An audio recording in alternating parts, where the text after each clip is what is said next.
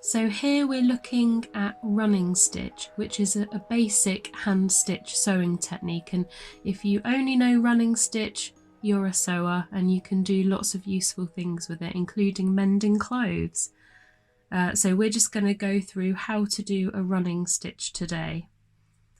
So we start with our needle that's threaded with a knot in the end, which you can see how to do in one of our other videos if you haven't already watched that one. So you need your needle and thread, and you'll need a piece of fabric to practice sewing on. One thing I've found useful if you're a complete beginner, just to help with your practice, you might just want to draw a straight line on your fabric, just like that.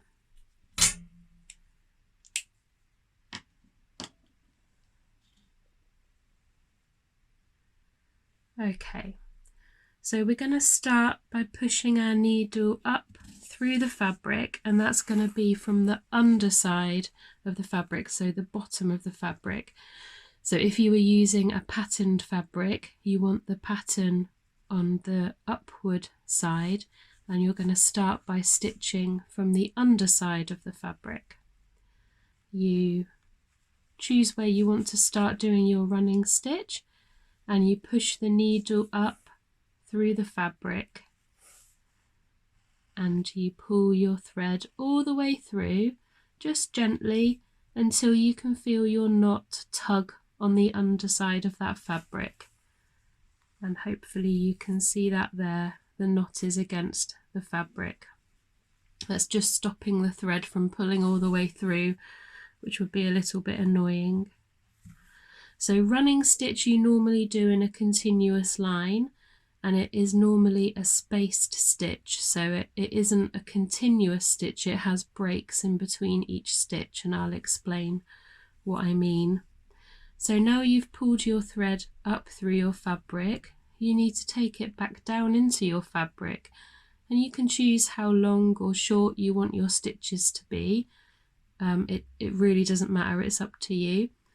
The smaller the stitches, the kind of more secure the sewing will be, but especially when you're new to sewing, a big stitch is great and absolutely fine.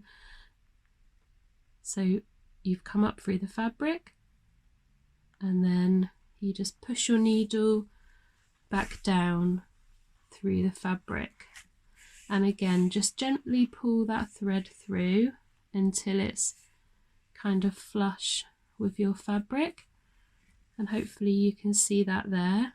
That's our first stitch. Okay, so on the underside you can see we've got the knot and we've got where the thread comes out. So we're going to come back up through the fabric, but we're going to leave a space after the first stitch. And don't worry about consistency at this point, we're just practicing going up and down through the fabric, so it doesn't matter if your spaces aren't equal. So I've left a gap there after the first space. And I'm just gently pulling the thread through, and that's got some tension there, and you can see at the back there's now a stitch in place, but on the top it's a gap.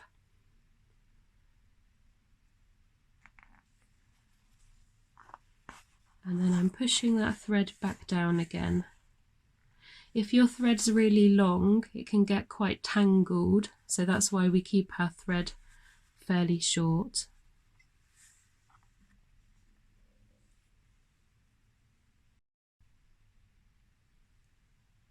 So I'm just going to do a few more stitches so that you can watch how I do the running stitch. So up through the fabric, and then back down a little further along the line.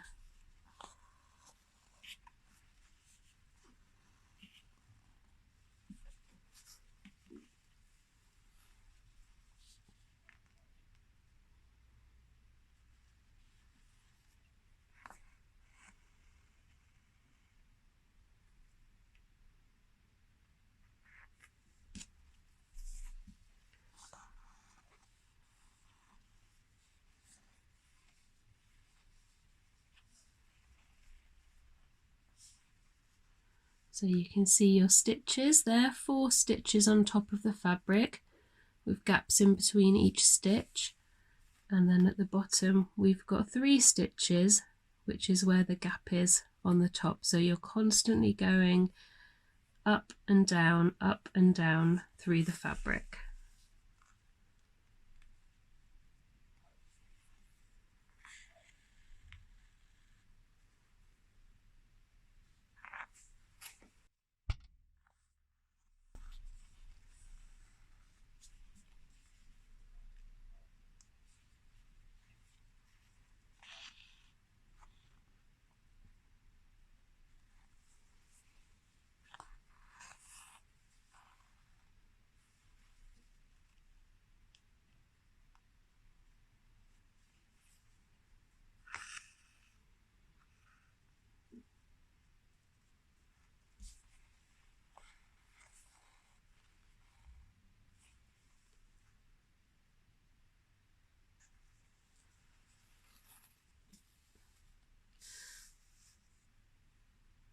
So I'm just turning my fabric over now. So this is the bottom, and we know that because our knot is on this side.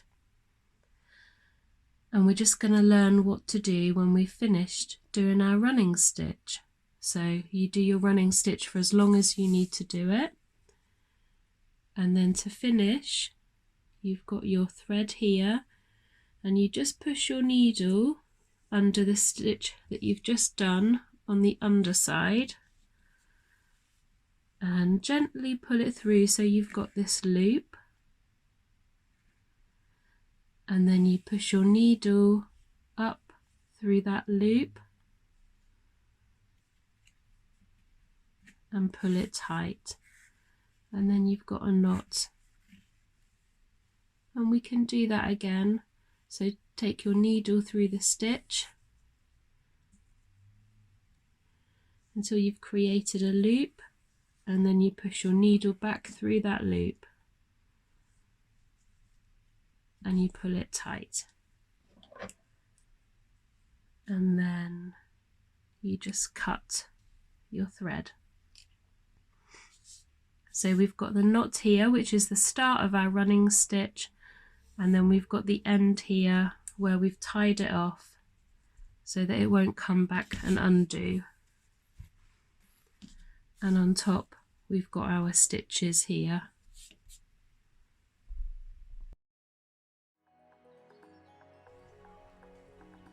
So I'm just going to show you some ways that I've used running stitch quite decoratively, and you can see here that I've used it to create texture and pattern on this little piece of textile art that I've made.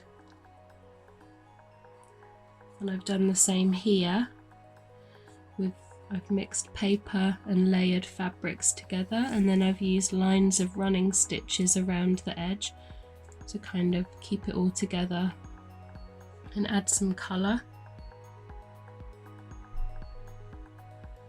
And then I've used it here, just got this one upside down because I've just used it to sew a panel of fabric onto the bottom of this embroidery.